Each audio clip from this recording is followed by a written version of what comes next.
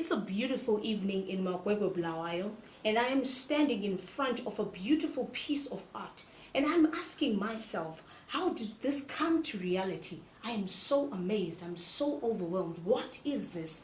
Let's talk to the director of Viliga Arts and Craft as she tells us, what is this all about?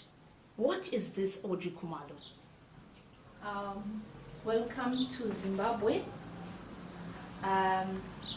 This is a piece of art that was meant to be displayed at the World Cup. Yes. And it was delayed due to the slow handwork. Yes, yes. Understand? See. It's made out of plastic. It's an imitation of a elephant horn. Oh, really? It's just amazing. plastic. That's amazing. Yeah. Yes, because it's very expensive to cover an original elephant horn. You can see the way it looks. It looks so expensive. And how did it take to make it? Well, I made it with my family. I'm blessed with a number of children. Okay. I worked with them to manufacture it. Yes. And it's all handwork.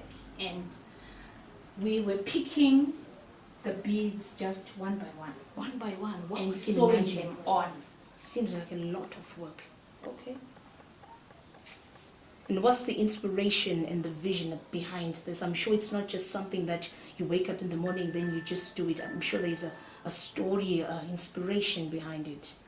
Okay, I was inspired by the World Cup 2010. Yes. As you can see, there's this South African flag. Okay, see 2010 there. It's crafted 2010, and this ball, The ball, yeah. the World Cup was being hosted by South Africa in Africa. Makes sense. Makes sense. Then, as a Zimbabwean, I always like to distinguish myself, yes, express myself where I'm coming from in my art. yes, This is the map of Zimbabwe. yeah. And the elephant is standing for the task. Okay, yes. And That's as you can see, the elephant is coming out of Zimbabwe, moving towards South Africa where there's the World Cup. And the shield, yes, the two shields are standing for the braveness of the South African who managed to bring the liberation through fighting. Yes, through fighting. So, well, with the background of Nelson Mandela, Yes. and the map of Africa, Yeah. has been crafted in South African flag, Yes. just to show the souvenir, to show it as a souvenir Souvenir, yes. of Africa hosting. Then behind the horn, it's written Africa. It's crafted Africa, and these variegated colors Yes. are standing for all nations that were gathered in Africa. Okay. Then we have this flag, Viliga. It's standing for the company that made this craft.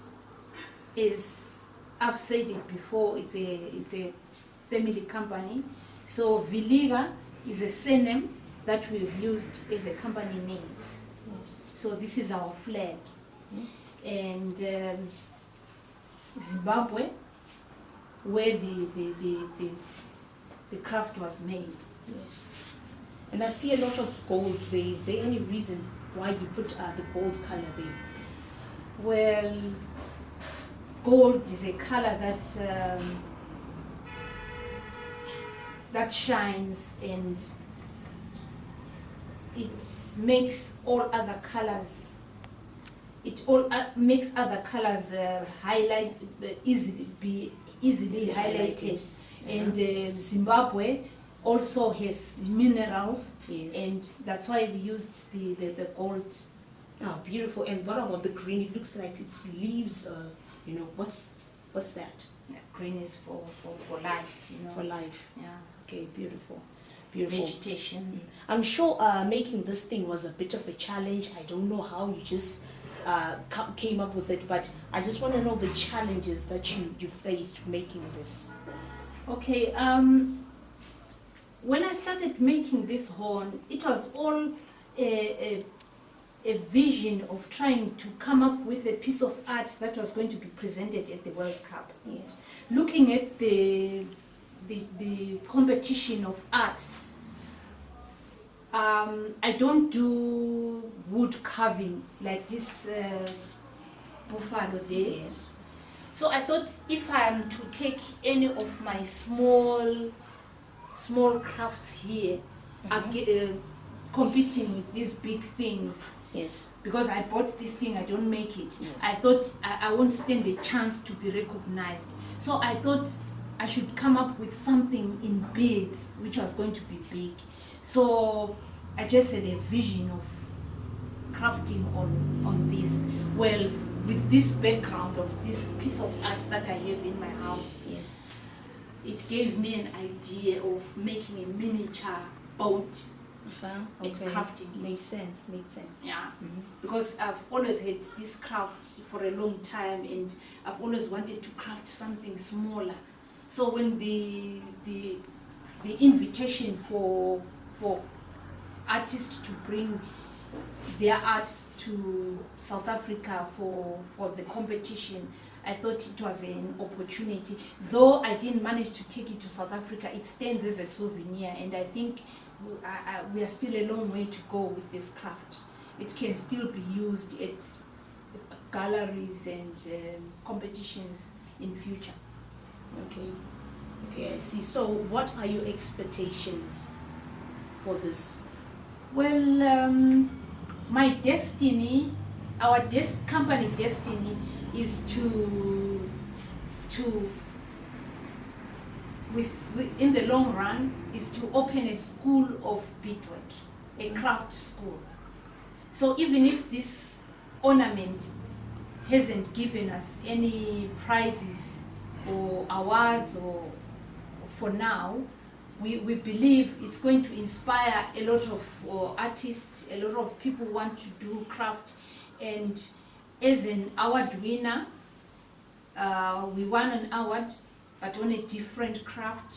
It's displayed there, and the award is down there. We won an award in 2012. We are expecting to open a very big college, Okay. where we will invite many teachers to come and teach art, including our own gift of beadwork. That's an amazing We wish vision. to impart Amazing vision. our gift to the nations throughout the world. Then what are your expectations and overall in the near future? We expect to export Okay. a lot of Expectations. crafts throughout the world. Okay, thank you But very the much. main thing is imparting our knowledge to the youth. Thank you so much. We had a good time talking to you, and there we have it, ladies and gentlemen. Thank you.